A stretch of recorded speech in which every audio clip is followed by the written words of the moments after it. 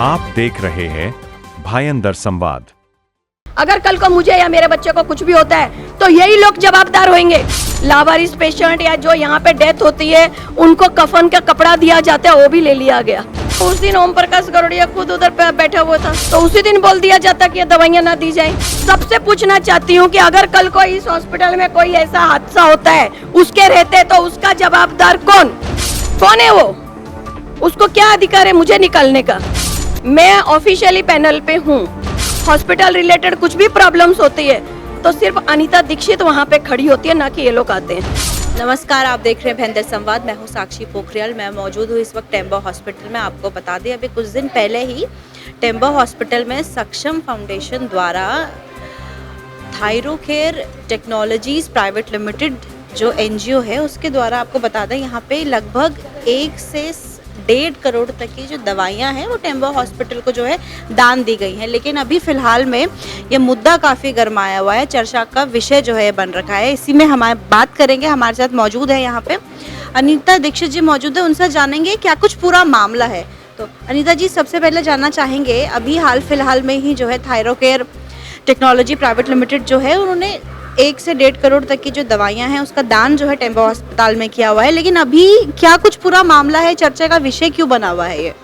देखिए, सक्षम के जरिए जो संस्था ने यहाँ पे 1.5 करोड़ की दवाइयाँ दी, उस दिन जिस दिन दवाइयाँ यहाँ पे दी गई उस दिन आमदार जो यहाँ के मीरा भाईंदर 145 के लाडले आमदार हैं वो खुद आए हुए थे और उनके सामने ही सारी दवाइयाँ दी गई थी।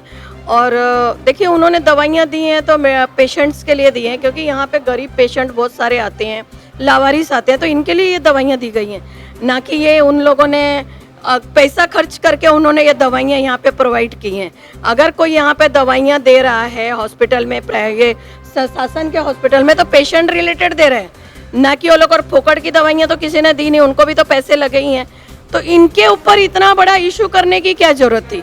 अगर इशू ही करना था तो उस दिन ओम प्रकाश गरोड़िया खुद उधर पे बैठा हुआ था, तो उसी दिन बोल दिया जाता कि ये दवाइयाँ ना दी जाए, उसी दिन वो इशू किया जाता।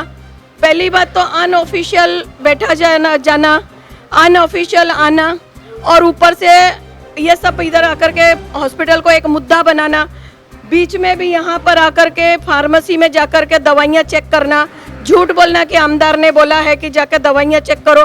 जब तुम पैनल पे नहीं हो तो तुम किस बेस पे बोल रहे हो कि आमदार ने बोला? आमदार जो हमारे यहाँ के लाडले आमदार नरेंद्र मेहता जी हैं, उन्होंने कुछ नहीं बोला था कि तुम जाके दवाइयाँ चेक करो। दवाइयों का बॉक्स लेकर के बॉक्स को बताना कि एक्सपायरी 2 महीना 3 महीना पहले, बाद में एक्सपायर होने वाली दवाई को बताया जाएगा कि एक्सपायर होने वाली दवाई एक्सपायर हो चुकी है, और बाद में उसको इशू बनाना। अनऑफिशियल फार्मेसी में जाना या कहीं पे जाना कहाँ का रूल है? अब एक चीज़ मैं पूछना चाहूँगी, आप कौन से पैनल से जुड़ी हैं और आपका पूरा यहाँ पे क्या कुछ जो है वो प्रोसेस रहता है? क्योंकि अभी उन्होंने शायद अभी ऊपर हम भी थे आपके साथ, तो क्या कुछ उन्होंने कहा था? देखिए, मैं ऊपर मैडम के कैबिन में गई थी, तो मैं मैडम के कैबिन में गई तो मैंने एक्चुअली जो दूसरा बंदा था मैं उससे बात कर रही थी, तो बोलता है इसको बाहर निकालो, और मेरे बीच में इंटरफेयर करने की जरूरत नहीं है। हु इज, कौन है वो? उसको क्या अधिकार है मुझे निकालने का? मैं ऑफिशियली पैनल पे हूँ, ठीक है? आज इस हॉस्पिटल में जो भी होता है, हॉस्पिटल रिलेटेड कुछ भी प्रॉब्लम्स होती है तो सिर्फ अनीता दीक्षित वहाँ पे खड़ी होती है, ना कि ये लोग आते हैं। ये लोग सिर्फ हॉस्पिटल में प्रॉब्लम क्रिएट करने के लिए आते हैं। आज इसने मेरे को इस ढंग से, इस हिसाब से बोला, इसको क्या अधिकार है मुझे बोलने का? एक महिला से बात करने की तमीज नहीं है इसको? मैं भी आज एक बड़े लेवल पे बैठी हूँ, हॉस्पिटल के पैनल पे हूँ, ओके, लेकिन मेरा लेवल बड़ा है, तो वो कौन है मुझे बोलने वाला? इस पे मैं उस पर गुनाह भी दाखिल कर सकती हूँ। बात करने की एक तमीज होनी चाहिए। जिस दिन ये लोग ने ये मुद्दा उठाया, मुद्दा किया 2 दिन के बाद, और जो हमारी इधर डॉक्टर हैं स्मिता आड़े मैडम, 3 घंटा वो लेडीज को मेंटली हैरेसमेंट इन दवाइयों के लिए किया गया। अगर ये दवाइयाँ इधर दी गई तो ये पेशेंट रिलेटेड दी गई हैं, गरीब पेशेंट लोगों के लिए दी गई हैं, ना कि इधर ये सेल करने के लिए दी गई थी। अब ये इनको क्यों तकलीफ हुई है वो भी मैं आपको बताती हूँ। क्योंकि देखिए, सिल्वर पार्क में एक मेडिकल ऑफिस ये है, गोडाउन है। वहाँ पे पहले वो राजेश शाह करके थे जो खत्म हो गया, अभी उनका बेटा दिख रहा है, वो इससे रिलेटेड है ओम प्रकाश गरुड़िया से। वहाँ से महीने के 10 से 15 लाख की दवाइयाँ आती थी। अब ये करोड़ों की दवाइयाँ इधर आने से उनको ये हो गया कि अब करोड़ों की दवाइयाँ आई तो हमारी दुकानदारी चौपट हो गई, इसलिए ये मुद्दा उठाया गया है, पेपर में दिया गया, उसको इतना बड़ा इशू बनाया गया। उल्टा खुश होना चाहिए कि इतना बड़ा दिल चाहिए, इतना ज़्यादा डोनेशन करने के लिए इतना बड़ा दिल चाहिए। मैं तो जो भी एनजीओ ने ये दवाइयाँ प्रोवाइड की हैं, आशीष अरोरा जी और अग्रवाल, उनको मैं सल्यूट करती हूँ कि उन लोगों ने यहाँ पे दवाइयाँ प्रोवाइड की। तो तुम्हें इन दवाइयों से क्या प्रॉब्लम है? ये तो छोड़िए, जो कफन का कपड़ा लावारिस पेशेंट या जो यहाँ पे डेथ होती है उनको कफन का कपड़ा दिया जाता है, वो भी ले लिया गया। क्यों ले लिया गया? क्या मतलब था? उसके पीछे का मतलब क्या था? दूसरी बात, क्योंकि कफन की दुकानें भी इनकी हैं, उधर से कफन के कपड़े आने बंद हो गए हैं, दूसरी जगह से लिए जा रहे हैं, इसलिए सारी प्रॉब्लम हो रही है। कल ही मैं आपको एक लेटर बता देती हूँ, कल ही मैं इसी मुद्दे को लेकर के ये मैंने लेटर दिया है डीडी ऑफिस में, और सिविल सर्जन कैलाश पवार जी के यहाँ पे लाखों रुपए का डोनेट मैं भी इस हॉस्पिटल में करती आई हूँ। कोरोना से लेकर अभी तक मैंने काफ़ी कुछ डोनेट किया है। गीजर है, पानी का कूलर है, मैंने फैन डोनेट किया है, टीवी किए हैं, कंप्यूटर, प्रिंटर, स्टेशनरी, बहुत कुछ मैंने डोनेट किया है। इवन मैंने दूसरों से भी डोनेट करने को लगाया है यहाँ पे। तो तभी भी ऑब्जेक्शन लेना था ना कि ये डोनेट क्यों आ रहा है? तुमने तो अपनी जेब से कभी 1 रुपया देना नहीं है। अगर कोई डोनेशन दे रहा है तो तुम्हें क्या तकलीफ है? तुम्हारे घर से तो नहीं ले रहे हैं ना। दूसरी बात ऐसी है, मैंने लोगों से इधर डोनेशन देने को लगाया, यहाँ पे लोटा और कटोरी वगैरह दी गई, 125 लोटे, 125 कटोरी। और लोटे और कटोरी तो आज तक मैंने एक वार्ड में नहीं देखा, जबकि हमने वार्ड के लिए ये किया था। और मैंने बोला था जिन्होंने डोनेट किया उनको कि हमको अंकल जी ये चीज़ें आप इधर डोनेट कीजिए, उन्होंने डोनेट किया। जैसे अदर हॉस्पिटल हैं वहाँ पे पेशेंट के टेबल पे वाटी और लोटा रखा जाता है पानी का, ताकि बॉटलें पानी की नीचे से ऊपर ना आए, जिनसे कोई लोग उनमें देखिए कोई लोग ड्रिंक लाते हैं, कोई लोग ये सब लाते हैं, फिर एक हॉस्पिटल में इशू होता है। तो हम लोग ने वो ये किया था कि यहाँ पे लोटा और वाटी रखी जाए। तो आज तक तो हमने वो लोटा और वाटी नहीं देखी किसी पेशेंट के टेबल पे। यहाँ पे जो भी डोनेट होता है आज तक पता नहीं है कि वो डोनेशन वाली चीज़ें कहाँ जाती हैं। यहाँ पे कुर्सियाँ डोनेट की गई, कुर्सियाँ 2 महीने में 3 महीने में टूट जाती हैं, उनकी कोई केयर नहीं की जाती है। जैसे मैंने पानी का कूलर दिया है, ऊपर पड़ा हुआ है, इतना महंगा कूलर है, उसका कोई मेंटेनेंस नहीं किया जाता है। मतलब यहाँ पे कोई चीज़ डोनेट करो तो उनका मेंटेनेंस नहीं किया जाता है। दूसरा, हम अगर किसी से अभी ऑक्सीजन सिलेंडर ये सब मैंने डोनेट करने को लगाए नोबेल फाउंडेशन से। जब हम किसी को बोलते हैं वो डोनेट करते हैं तो पेशेंट रिलेटेड करते हैं, ना कि वो अपने स्वार्थ के लिए कर रहे हैं। आज अगर इन लोगों ने ये डोनेट किया तो अपने स्वार्थ के लिए नहीं किया है, पेशेंट लोगों के लिए किया है। तो इसमें इतना इशू करने की और इतना बड़ा प्रॉब्लम क्रिएट करने की जरूरत क्या है? पहली बात तो ऐसी है, अगर तुम किसी मुद्दे को लेकर के ये कर रहे हो तो पहले तुम पहले खरे उतरो। तुम खरे हो क्या? और तुमको किसने अधिकार दिया कि ये स्टाफ को निकाल दो, ये स्टाफ को निकाल दो? कमेटी मेंबर को कोई राइट्स नहीं है किसी को नौकरी से निकालने का, या किसी को घर में बिठाने का, या किसी चीज का ये लेने का। कमेटी मेंबर को कमेटी हॉस्पिटल ने बनाई होती है, और हॉस्पिटल ने कमेटी को इसलिए बनाया होता है कि ठीक है भाई उनके नॉलेज में कोई चीज रहे, ना कि तुमको उंगली करने के लिए कमेटी में लिया जाता है। तो ये चीजें गलत हो रही हैं और ये चीजें नहीं होनी चाहिए, जबकि ये सब चीजें आमदार जी तक भी पहुंच चुकी हैं। और जो भी यहाँ पे हो रहा है और जो यहाँ पे ये फालतूगिरियाँ चल रही हैं, गवर्नमेंट हॉस्पिटल है ये, महाराष्ट्र शासन का, लोगों को खुश होना चाहिए कि मीरा भाईंदर में एक इतना बड़ा महाराष्ट्र शासन का हॉस्पिटल है, वो भी मेहता जी का बनाया हुआ है। ये हॉस्पिटल जब मेहता जी पहली बार आमदार थे तो उन्होंने ये हॉस्पिटल अपनी निधि से बनाया था। ये बहुत प्राउड की बात थी कि उन्होंने एक हॉस्पिटल इधर मीरा भाईंदर की जनता को दिया। तो उसमें इतने इशू करने की जरूरत नहीं है, जाके नगर पालिका के हॉस्पिटल में करो ना। नगर पालिका का इंदिरा गांधी हॉस्पिटल में डायलिसिस है, डायलिसिस का डॉक्टर आता ही नहीं है, हफ्ते में 1 बार आता है 1 घंटे के लिए। वहां पे कोई डॉक्टर नहीं होता, डायलिसिस के पेशेंट लावारिस पड़े होते हैं। तो इंदिरा गांधी में जाके क्यों नहीं तुम इशू करते हो? वहां पे जाके करो ना ये सब तमाशे, यहाँ पे क्यों? अच्छा, एक चीज मैं और पूछना चाहूंगी, जिस दिन ये कार्यक्रम था तस्वीरें हमने भी देखी हैं, पैनल में तो वो भी बैठे हुए थे, तो अगर उनको दिक्कत परेशानी थी तो वो पैनल में क्यों बैठे हुए थे, या उस दिन ही उन्होंने इस बात का विरोध जो है वो क्यों नहीं किया? वही तो सोचने वाली बात है कि जब वो पैनल पे जब वो हम लोग को जो कार्यक्रम हुआ था उसमें वो भी बैठे हुए थे, वो फोटो सब जगह वायरल हुए हैं, आपके पास भी हैं वो। तो जब तुमको इतनी तकलीफ थी इन दवाइयों से तो तुमने उसी दिन ऑब्जेक्शन लेना था। तुम तो इधर 9 बजे से आके बैठ गए थे, सब 11-12 बजे आए, तुम तो 9 बजे से आके बैठ गए थे।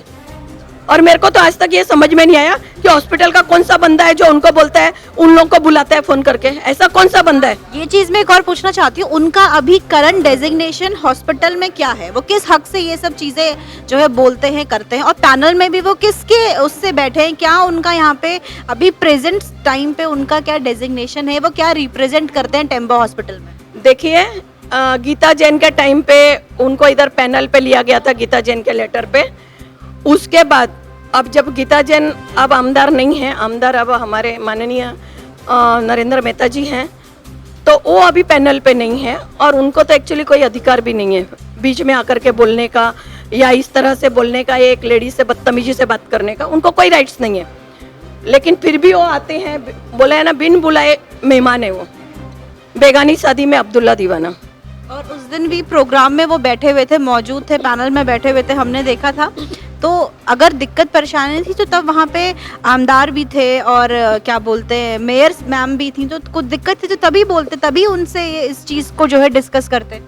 देखिए, वही तो सोचने वाली बहुत बड़ी बात है। उन्होंने उस टाइम पे ये बोलना चाहिए था कि हमें ये दिक्कत है, ये सब नहीं होना चाहिए, तो उन्होंने उस टाइम पे नहीं बोला। और ये सोचने वाली बात है एक तरह से कि उस टाइम पे तुम नहीं बोल रहे हो और बाद में तुम 2 दिन के बाद उसको मुद्दा बना रहे हो, क्या मतलब है? मुद्दा बनाने का कारण क्या है? तुम्हारी दुकानदारी बंद हो रही है इसलिए? देखिए, मैं बहुत स्पष्ट बोलती हूँ और सच बोलने में मैं आज तक किसी के बाप को नहीं डरी हूँ, ना मैं डरूंगी। जो हकीकत है वो मैंने बताई। हम तो कभी भी ऐसे किधर बिन बुलाए कभी नहीं जाते हैं, हमें बुलाया जाएगा तभी हम आते हैं। और हमें उसको बोलने का क्या राइट था कि इसको अंदर आने नहीं दिया जाए, हाँ इसको बाहर निकालो? कौन है वो? है कौन? अगर कल इस तरह से जब ये लोग आकर के इधर, ये आके इधर बैठता है, कल को अगर इधर कुछ होता है तो उसका जवाबदार कौन है? ये मैं आपके माध्यम से सबसे पूछना चाहती हूँ कि अगर कल को इस हॉस्पिटल में कोई ऐसा हादसा होता है, उसके रहते तो उसका जवाबदार कौन? हॉस्पिटल के बड़े अधिकारी या फिर वो? तो ये इन लोगों को भी सोचना चाहिए। अगर वो पैनल पे नहीं है तो उसको बुलाया नहीं जाए। जब गीता जैन का कार्यकाल खत्म हो गया तो उसका भी कार्यकाल खत्म हो गया, उसको यहाँ पे आने का कोई अधिकार नहीं है। फिर भी वो आकर के हर किसी को उंगली करना, फार्मेसी में परेशान करना, हर डिपार्टमेंट में जाकर के परेशान करना, फोटो लेना, उनको फिर ये करना, हाँ फिर बोलना अभी ये तो एक्सपायर हो चुकी है। अरे कहाँ से एक्सपायर हो चुकी है? अभी तक एक्सपायर होने को 2 महीने बाकी हैं, 3 महीने बाकी हैं, अभी से एक्सपायर हो गई। कोई भी आएगा फार्मेसी में जाएगा, बिना डॉक्टर के लिखे दवाइयां लेगा, चला जाएगा। कल को अगर कुछ होता है तो इसके जवाबदार कौन है? मैं ये नहीं बोलती हूँ, हॉस्पिटल में भी कुछ लोगों की गलतियां हैं। सबसे बड़ी गलती यहाँ पे कि यहाँ पे जाने ही क्यों दिया जाता है, ये गलती है सबसे बड़ी। ये आपके माध्यम से मैं बता रही हूँ। और देखिए, मैं एक और बात बोलना चाहती हूँ, अगर कल को मुझे या मेरे बच्चे को कुछ भी होता है तो यही लोग जवाबदार होंगे। इन लोगों के ऊपर मैं सरासर ये कर रही हूँ कि ये लोग ही जवाबदार होंगे। और कुछ लोग हैं जो उनके खास है यहाँ पे, तो उनको सैलरी वो लोग नहीं दे रहे हैं, महाराष्ट्र शासन से उनको सैलरी आ रही है, तो उन लोगों को चमचागिरी नहीं करनी चाहिए। उन लोगों को हॉस्पिटल के फेवर में रहना चाहिए, ना कि ऐसे लोगों को जो कुछ नहीं है उनकी चमचागिरी करनी चाहिए। बहुत बहुत धन्यवाद आपका। तो देखा आपने किस तरीके से यहाँ पे आपको बता दें, थायरोकेयर जो टेक्नोलॉजी लिमिटेड है उसके द्वारा यहाँ पे ये मेरे पीछे जो आप देख सकते हैं ये पूरा सामान है, करीबन 1 से 1.5 करोड़ का ये पूरा मेडिकल इक्विपमेंट्स हैं जो यहाँ पे टेम्बो हॉस्पिटल जो है वहाँ पे जो है डोनेट किया गया है। और ये मुद्दा जो है बात करते हुए भी अनीता दीक्षित जी से जब हमारी बात हुई तो उन्होंने बताया किस तरीके से जो है विवाद जो है जानबूझ के किया गया। अब असल में क्या इस पूरा इस सवाल उन्होंने भी यहाँ पे कहा है कि क्योंकि वो पैनल में नहीं है तो उनको क्यों यहाँ पे आने दिया जाता है, क्यों उनको बिठाया जाता है। और जो तस्वीरें हमने देखी है जिसमें वो खुद जिस दिन प्रोग्राम था तो एक तरफ आपने देखा है कि मीरा भाईंदर के एमएलए नरेंद्र मेहता जी थे, साथ ही साथ मेयर मैम भी थी, उनके साथ वो पैनल में वो भी बैठे हुए थे। तो अगर दिक्कत परेशानी थी या कुछ कोई भी उनको सवाल था या कुछ शंका थी, तो तभी वो पूछ सकते थे, बोल सकते थे। 2 दिन बाद जब पूरा डोनेशन यहाँ पे हो चुका है, सारी आप देख सकते हैं यहाँ पे दवाइयाँ भी मौजूद है, सब कुछ है। और जैसा कि अनीता जी ने कहा कि ये सारे इक्विपमेंट जो हैं, जो पेशेंट्स हैं यहाँ पे, क्योंकि टेम्बा हॉस्पिटल सरकारी अस्पताल है और यहाँ पे जो गरीब तबका है वो यहाँ पे आता है इलाज के लिए, क्योंकि उनके पास पैसे नहीं होते हैं, इसीलिए वो प्राइवेट हॉस्पिटल्स जो है नहीं जा पाते हैं, सरकारी अस्पताल आते हैं। लेकिन ऐसे में अगर किसी ने यहाँ पर डोनेशन दिया है और उसके डोनेशन होने के जो वो कार्यक्रम हो चुका और उसके काफ़ी दिन बाद अगर इस तरीके का इशू अगर रेज होता, तो कहीं ना कहीं सोचने वाली बात है कि क्या मुख्य कारण है जिसकी वजह से उनको दिक्कत है। फिलहाल के लिए बस इतना ही। मीरा भाईंदर की तमाम ऐसे छोटी बड़ी खबरों के लिए आप देखते रहे भाईंदर संवाद। मीरा भाईंदर से जुड़ी खबरों को जानने के लिए आप हमारे चैनल को लाइक, शेयर और सब्सक्राइब करें। आप देख रहे हैं भायंदर संवाद।